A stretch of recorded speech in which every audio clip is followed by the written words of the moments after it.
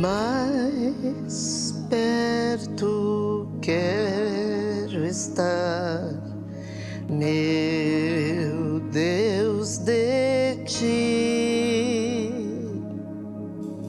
mesmo que seja dor que me una a ti, sempre hei de suplicar, mais perto quero estar, mais perto quero estar, meu Deus, de ti.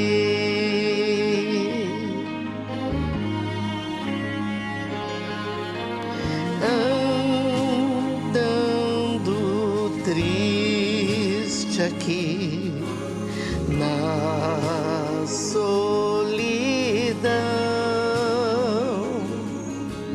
paz e descanso a mim teus braços dão.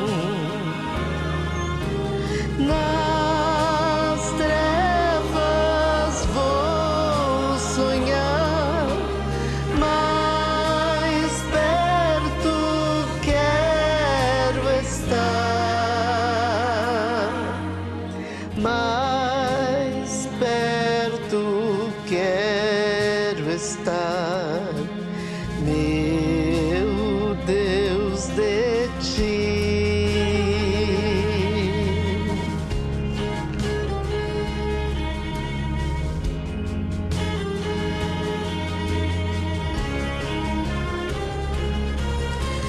E quando Cristo enfim me vier chamar,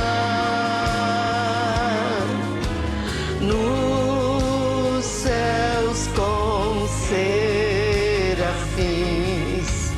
eu irei morar, sempre hei de suplicar, mais perto quero estar, mais perto quero estar, meu Deus, de ti.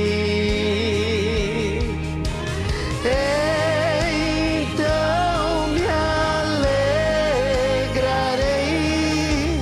perto de ti, meu rei, perto de ti, meu rei, meu Deus, de ti,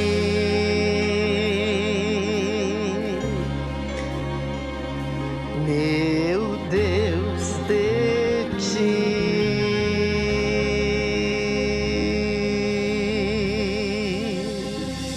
Glória te damos, Senhor.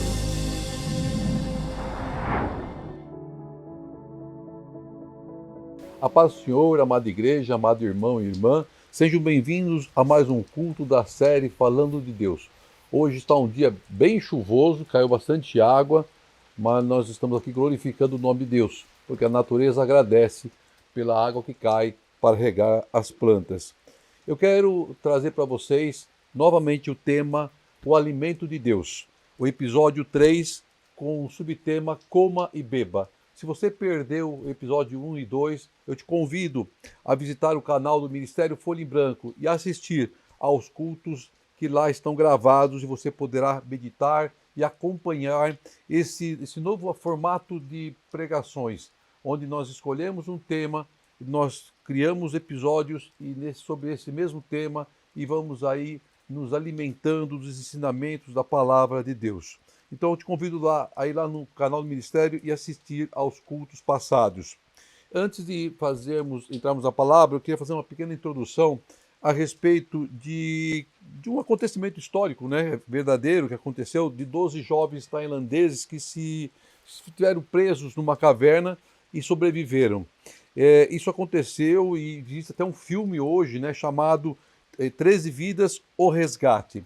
Em 2018, 12 meninos da província tailandesa chamada de Chiang Rai faziam um passeio de bicicleta e eles entraram numa caverna. Lá é muito comum, existem cavernas até para serem visitadas. A chamada caverna de Tham Luang, no norte do país. E eles foram lá por quê? Porque eles queriam explorar, né, e conhecer mais a fundo aquela caverna. Só que eles acabaram sendo surpreendidos, né, por uma chuva intensa que subiu muito rápido e deixou todo o grupo preso na caverna. E os 12 garotos, né, de 11 a 17 anos, mais o seu treinador que tinha 25 anos, foram então dados como desaparecidos. Aí começou uma operação de resgate, estou resumindo, né, o filme, né, porque o nível da água subiu tanto que dificultava, inclusive, que as equipes de resgate adentrassem a caverna. E eles ficaram lá isolados por 9 dias sem comida. Foram encontrados logo depois no nono dia por mergulhadores ingleses que se dispuseram a ajudar aos militares tailandeses. Debilitados com muita fome, eles então estavam lá aguardando o resgate. A distância deles da entrada era de aproximadamente 4 quilômetros. Só que havia muita dificuldade, né, de se chegar ao local. E diz que os mergulhadores levavam até 6 horas para percorrer o percurso, né, para chegar até os garotos. Porque havia muitos trechos estreitos, com muita água turva, pouca visibilidade, enfim, era uma caverna, escuro, tudo mais, né? Mas havia um grande desafio para tirar aqueles garotos daquela caverna. E o resgate durou 3 dias. Cada garoto foi conduzido por 2 mergulhadores pelo percurso, meio anestesiados, adormecidos, para que eles pudessem não entrar em pânico e nessas 6 horas pudessem ser trazidos para fora. Todos eles foram salvos, todos eles foram retirados daquela caverna.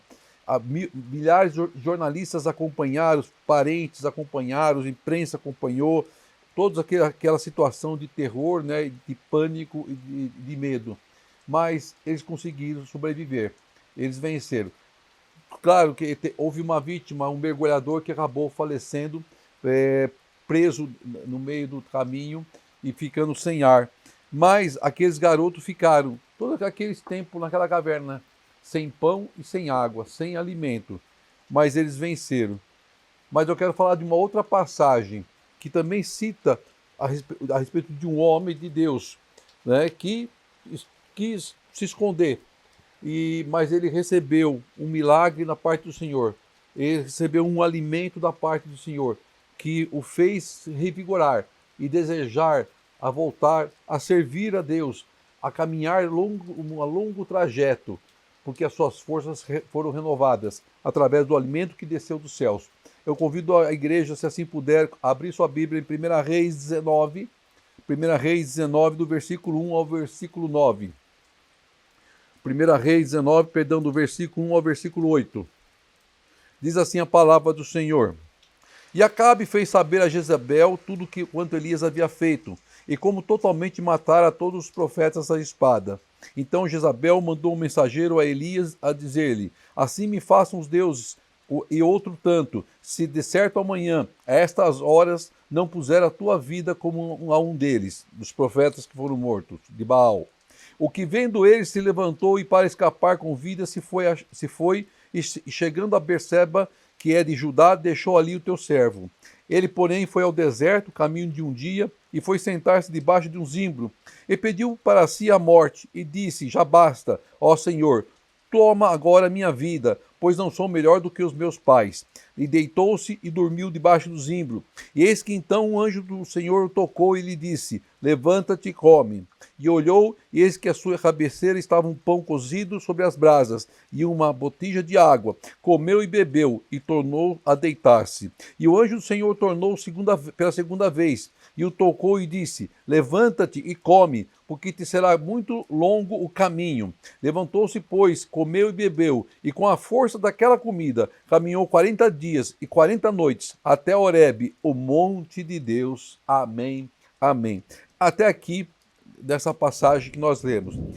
Vocês percebem que antes de uma grande vitória, sempre nós passamos por lutas, sempre nós passamos por provações, sempre passamos por grandes tribulações. Analise a sua história de vida, sua caminhada com Cristo e veja se isso não é uma verdade. Se você está verdadeiramente em Cristo, você vai passar por luta, por provação. Porque se não for assim, algo está errado. Algo está errado com nossas vidas. E nós precisamos reavaliar. Essa palavra que acabamos de ler, de 1 Reis 19, nos relata exatamente isso, um momento especial da vida do profeta Elias, em que ele estava passando por uma grande tribulação, uma grande luta. Todos nós sabemos que o profeta Elias foi muito e grandemente usado por Deus. Muito grandemente usado por Deus. Ele orou para que não chovesse sobre a terra e não choveu por mais de 3 anos. E ele também, ao ver uma pequena nuvem do tamanho da mão do homem, ele então ora e diz que aquele era o sinal de Deus, que a chuva cairia abundantemente sobre a terra. E assim aconteceu. Ele foi alimentado milagrosamente por corvos. E ele orou para o Senhor que mandasse fogo sobre o holocausto. E veio fogo sobre o holocausto que consumiu aquele holocausto, consumiu as pedras, lambeu a água que estava na valeta, como sinal de Deus sobre a vida do profeta. Elias enfrentou e matou 450 profetas de Baal durante o reinado do rei Acabe. E era o pior rei de Israel, casado com a pior mulher que podia existir na época, Jezebel, uma cobra criada, ruim, uma víbora terrível. E então, no versículo 1 diz que ela ordena que o profeta fosse morto. E ela manda um recado que o profeta seria morto. Então o versículo 1 relata o ódio de Jezabel ao profeta Elias, por ele ter matado os seus profetas, os falsos profetas. Elias então enfrentou ali uma prova de grande fé, mas na certeza de que Deus o sustentaria e cuidaria. Não temeu aos falsos profetas, mas acreditou no poder de Deus. E a Deus agiu naquele lugar e fez o fogo descer. E recebeu a oferta de Elias. Aí então no versículo 2 diz que Jezabel manda um mensageiro a Elias para dizer que ele, no dia seguinte pela manhã, ele estaria como um deles, ou seja, morto, que ela o mataria, a espada. Então a esposa do rei tinha autoridade para determinar que aquele profeta fosse caçado e fosse morto. Ela tinha essa autoridade por ser rainha. E ela então manda avisar ao profeta que ela o mataria ao amanhecer. E provavelmente a rainha decretou que Elias fosse morto em todo o seu reino. Ela decretou que ele fosse caçado. O seu grande exército deveria buscar o profeta para que a ordem fosse cumprida, para que a ordem se cumprisse. Aí então no versículo 3 nós vemos um relato de que o profeta, com temor, e natural, eu teria medo, você com certeza também teria medo. Então com temor, para escapar, ele foge. Ele foge da presença daquela mulher, daquela rainha. Diz que ele foi para Betseba, que era o nome de uma importante cidade, que ficava ao extremo sul do território de Israel. E o seu nome significava posto dos setes, em referência às 7 ovelhas que Abraão separou para Abimeleque. Então diz que ele vai para essa cidade, e lá ele deixa o teu servo. E lá ele pede para o seu servo aguardar, porque ele queria um particular com Deus. Ele queria estar só com Deus. Então a parte B do versículo está se referindo àquele servo narrado no capítulo 1 de Reis 18. Que vocês devem se lembrar. Então ele manda ao seu servo naquele 1 Reis subir no Monte Carmelo 7 vezes. E lá no Monte Carmelo, na última vez que ele sobe, ele vê uma pequena nuvem. Então você deve se lembrar dessa passagem. E quando Elias profetiza, então esse é o sinal de Deus que vai chover. Mas, como todo homem, existem momentos que nós fraquejamos, existem momentos que nós ficamos abatidos, nós ficamos cansados, nós ficamos prostrados. E não era diferente para Elias, como não é diferente para nossas vidas. Ele estava sendo ameaçado, a sua vida estava sendo ameaçada. Ele estava sendo caçado, estava sendo procurado. Aí o versículo 4 diz que ele vai para um lugar deserto, a um caminho de um dia. Era uma longa caminhada, um caminho de um dia, porque ele queria estar só. Ele queria estar em particular. E lá ele então se deita, ele se senta debaixo de um zimbro, que é uma espécie de uma árvore, e ele pede para si o quê? A morte. Tão desesperado que era o seu momento. Ele fala com Deus: Senhor, já basta. Essa situação não aguento mais. Estou sendo perseguido por amor à obra, por fazer a obra. E quem não é perseguido quando está na obra? Todos nós somos perseguidos quando nós fazemos a obra com amor, com dedicação. Sofremos sim levantes, sofremos sim doenças, enfermidades, lutas. E Elias não era diferente. Ele era um homem comum, como todos nós, mas era um homem de Deus, levantado por Deus, escolhido por Deus, assim como você, assim como eu. E temos temos nessa situação um sentimento de um homem comum, um sentimento de qualquer um de nós teríamos. O currículo de Elias era de um homem cheio da presença de Deus, um ícone em sua época, um grande profeta de Deus, um homem tremendamente usado por Deus, mas com suas limitações de como um homem de Deus. E de repente nós vemos Elias despido da sua fé, despido do homem de Deus, como se tivesse um homem comum, com seus limites, com seus medos, com seus temores. Assim como nós passamos muitas vezes em nossa caminhada, vivemos momentos de tristeza, caminhamos rapidamente para a depressão, perdemos a esperança de viver, esquecemos dos feitos do Senhor e desejamos a morte. Queremos fugir. O que difere Elias das nossas vidas? Nada. Tudo igual, tudo semelhante. Seu relato expõe ao nosso redor a nossa fraqueza, a nossa limitação. Elias estava passando por um processo de depressão, não era porque tinha problemas espirituais, mas estava no processo de depressão. Passamos por lutas, somos chamados de fracos, rotulados como problemáticos e até que estamos em pecado, porque ninguém compreende a sua luta, não se compreende o momento que você está passando, assim como Elias, as pessoas ao seu redor não compreendiam o momento que ele estava passando. Jesus não nos fez juízes nem julgadores. E o que mais encontramos em nossa caminhada cristã são acusadores, sem que saibam o que está acontecendo, sem que saibam pelo processo que estamos passando. Todos passamos por dificuldades e grandes lutas, mas isso não significa que estamos afastados de Deus. Isso não significa que estamos em pecados, mas são momentos em nossas vidas que nos faz viver o milagre de Deus. Aí diz lá que ele, porém, foi ao deserto. Elias. Veja que o profeta quis ficar só. Ele quis se isolar de todos e de tudo. Diga se não é assim com nossas vidas, quando estamos em momentos de grande pressão, nós queremos ficar só. Não queremos ouvir ninguém falando no nosso ouvido. Não queremos ninguém perguntando nada. Não queremos falar nada. Queremos apenas ficar só. Elias demonstra nessa passagem os mesmos sintomas que em algum momento nós também demonstramos. Medo, terror, solidão, tristeza, desespero. Eram os sintomas que Elias estava enfrentando. Quando estamos em uma posição fragilizada, vem todos esses sintomas e queremos o quê? Fugir, se esconder, afastar de todos e tudo. Foi o que Elias fez e é o que nós também faríamos ou fazemos.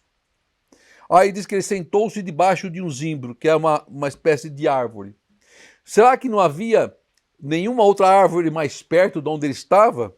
Será que precisamos nos afastar tanto para encontrar um local para sentarmos? Será que se fugirmos para bem longe, conseguiremos escapar dos olhos do Senhor?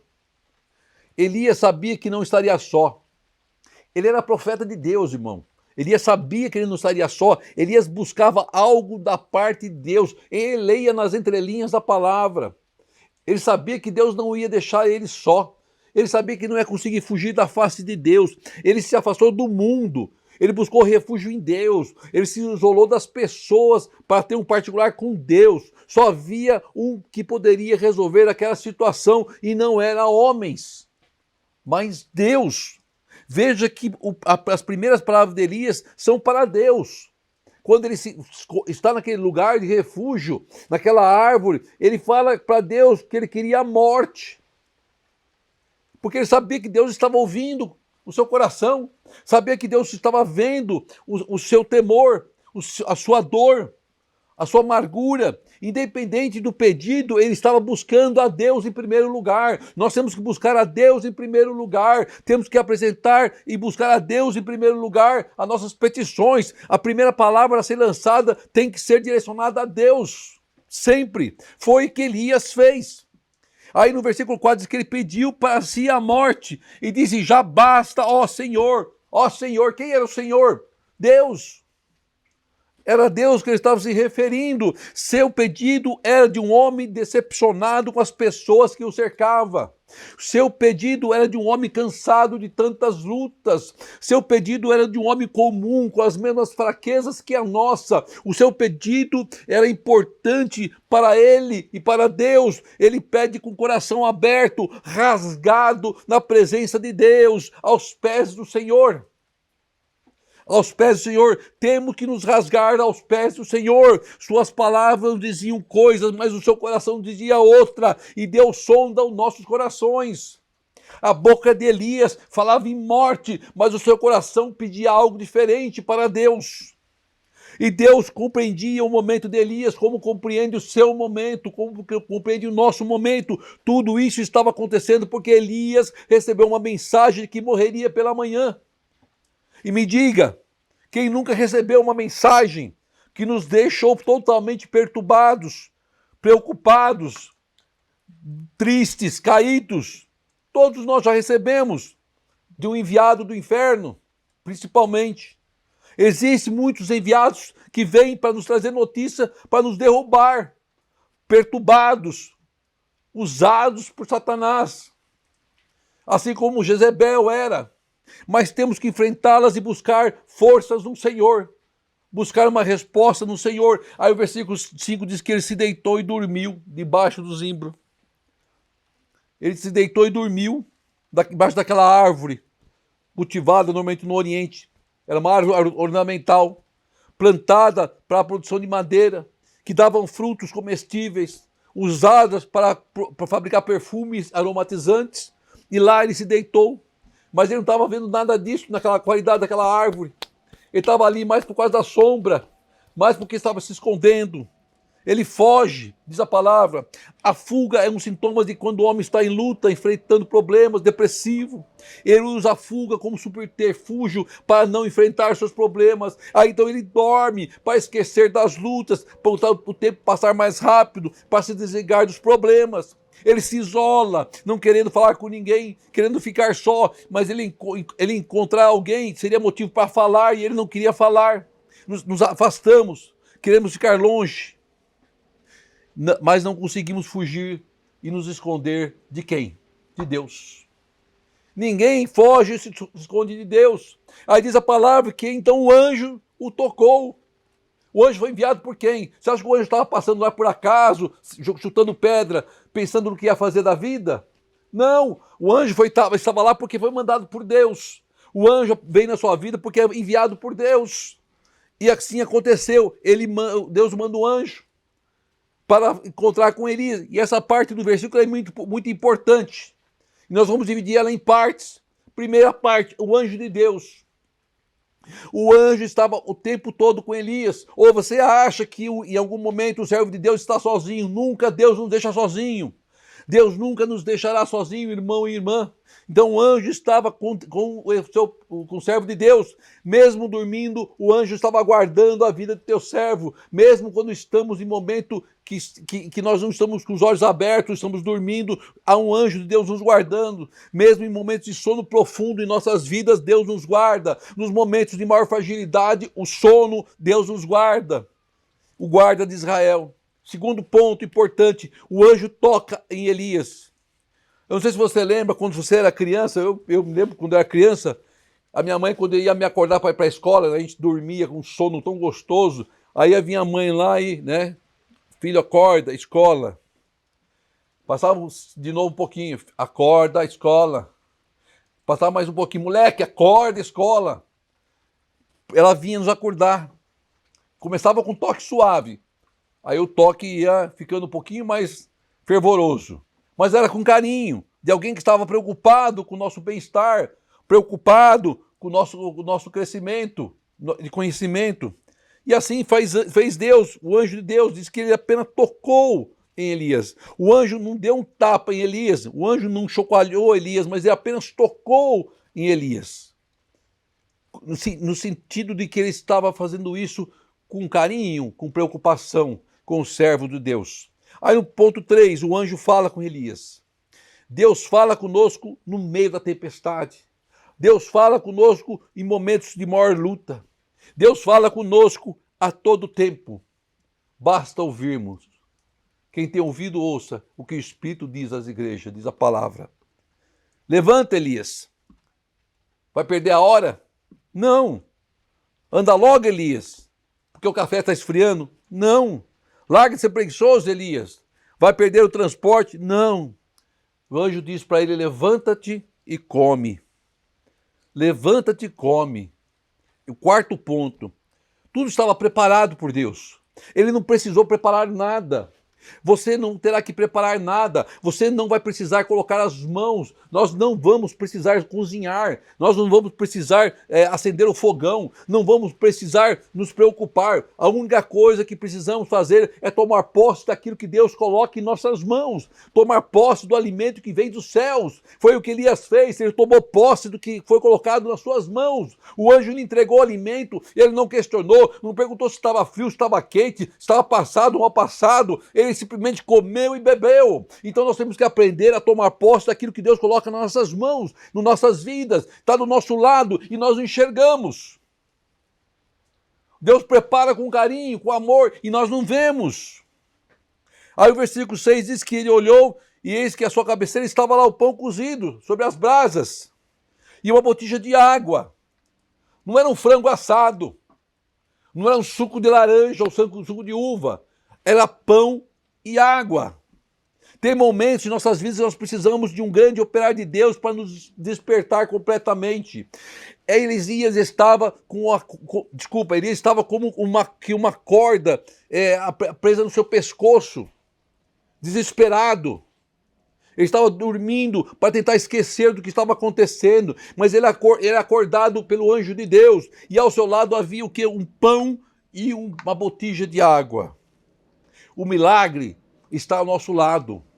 O milagre está à nossa porta. O milagre está em nossas mãos. Temos que apenas estender as mãos, tomar posse, comer e beber, para que nossas forças sejam restabelecidas. Mas o adversário vem para nos enfraquecer, para nos abater, para tirar a nossa esperança, para tirar a nossa fé. Aí diz que Elias vai e faz o quê? Ele dorme de novo. Ele come e dorme de novo. Ele toma posse daquilo que Deus deu. Em vez de ele se fortalecer, ele não vai e dorme de novo. Ele quer fugir de novo dos problemas.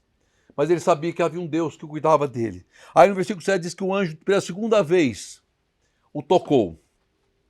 Pela segunda vez, o anjo tocou. Podemos até querer desistir, irmão, mas Deus nunca desiste de nós. Podemos até querer nos esconder, mas nada fica oculto aos olhos de Deus. Diz lá no Salmo 139, para onde irei do teu espírito, ou para onde fugirei da tua face? Se subir ao céu, lá tu estás. Se fizer do inferno a minha cama, eis que tu ali estás também. Se tomar as asas da alva e se habitar nas extremidades do mar, até ali a tua mão me guiará e a tua destra me sustentará. Se disser, de certo que as trevas me encobrirão, então a noite será luz à roda de mim. Nem ainda as trevas me encobrem de ti, mas a noite resplandece como o dia, e as trevas e a luz são para ti a mesma coisa. Não tem como fugir à face de Deus. Não tem como se esconder de Deus. O versículo 5 diz que o anjo diz para Elias, levanta-te e come. O versículo 7, o anjo diz novamente para Elias, levanta-te e come, com uma diferença, porque terá um caminho muito longo a percorrer, porque longo será a sua caminhada. Essa era a diferença. Deus estava tratando o seu servo para o que estava por vir. Deus está nos tratando para aquilo que nos vai entregar, porque é muito grande. Creia, meu irmão e minha irmã, é muito grande. Deus nunca desistirá de nós. Nossa caminhada será longa. Não acha que já terminou. Pelo contrário, está apenas começando. Às vezes a gente fala assim, pô, já estou cansado, já terminou a minha caminhada. Nada disso, irmão. Quem determina todas as coisas é Deus. A sua caminhada com Cristo está apenas começando. Ainda há um longo caminho a percorrer. O alimento de Deus vem para nos dar ânimo, para nos dar força, para nos dar coragem, para nos dar energia, para nos dar alegria, para nos trazer bênção. Então come e bebe. O que você está esperando? Coma e beba do alimento que Deus coloca ao seu lado. Coloca nas tuas mãos. Acorda, igreja, e veja a bênção do Senhor ao seu lado. Não deixa passar despercebido. O anjo do Senhor está nos tocando para que abramos os olhos e recebemos a bênção do Senhor, que é o alimento que vem dos céus. O alimento que vem do Senhor. Aos olhos humanos, um pedaço de pão, uma botija d'água não são suficientes para alimentar um homem, a recuperar suas forças, para fazer uma longa caminhada. Mas quando alguém está cansado, desanimado, abatido, precisa de alimento, ele tem que buscar proteínas. E nós, como espirituais, temos que buscar proteína em quem? Em Deus. Em Deus. Um pedaço de pão, um pouco de água, não é o suficiente para nos retornar as forças. Mas quando o padeiro é o Senhor, mas quando o forno do pão é o trono do Pai, o alimento é mais que suficiente para nos dar e renovar as forças. Tenha certeza disso, irmão. É mais que suficiente, capaz de fazer com que caminhemos por longos 40 dias e 40 noites sem se cansar. Somente Deus pode fazer isso em nossas vidas. Aí o versículo 8 diz que ele levantou, comeu, bebeu, e com a força daquela comida, caminhou 40 dias e 40 noites até Horebe. 40 dias e 40 noites são 3.000 quilômetros, irmão. 3.000 quilômetros de caminhadas com um pedaço de pão e uma botija d'água. Deus fez o extraordinário na vida de Elias e Deus fará o extraordinário na sua vida. O Deus vai fazer algo extraordinário em nossas vidas. Creia. O medo abateu Elias, o medo abate as nossas vidas. A depressão chegou à vida de Elias. A depressão pode chegar em nossas vidas. Elias fugiu e se escondeu. Fazemos a mesma coisa, fugimos e nos escondemos. A doença da alma era profunda. A nossa alma pede e clama por socorro, mas nesse momento é que vivemos as experiências com Deus, é nesses momentos que nós vivemos o amor de Deus sobre nossas vidas e o sobrenatural de Deus. É quando Deus manda o socorro, é quando vem a resposta de Deus, é quando Deus manda o seu anjo e é quando somos alimentados pelo Senhor. Então recebe e viva intensamente as bênçãos do Senhor, igreja. E seja feliz, em nome de Jesus. Receba essa palavra, em nome de Jesus. Oremos ao Pai. Querido Deus, amado Pai, quero te agradecer por essa palavra abençoada e maravilhosa, a qual tu nos entregaste esse final de tarde, Pai. Enquanto a chuva que desce e cai para regar a sua terra, Pai amado, para renovar a tua criação, Senhor. Nós te agradecemos por cada um que está participando deste culto, Pai, ou daquele que vai assistir futuramente a este culto, Pai, que essa palavra enraize nos seus corações, Pai amado, que haja certeza que o alimento que nós precisamos vem do teu altar, Senhor amado, e ele vai nos renovar as nossas forças em nome de Jesus, Pai, que a igreja receba, Pai, que as forças sejam renovadas, Pai amado, que haja esperança, que haja sonhos, que haja bênçãos, em nome de Jesus, que o grande amor de Deus, a graça de nosso Senhor Jesus e as doces consolações do Espírito Santo do Senhor estejam com todos hoje e sempre. Amém e amém. Glória seja dada ao Pai. Amém.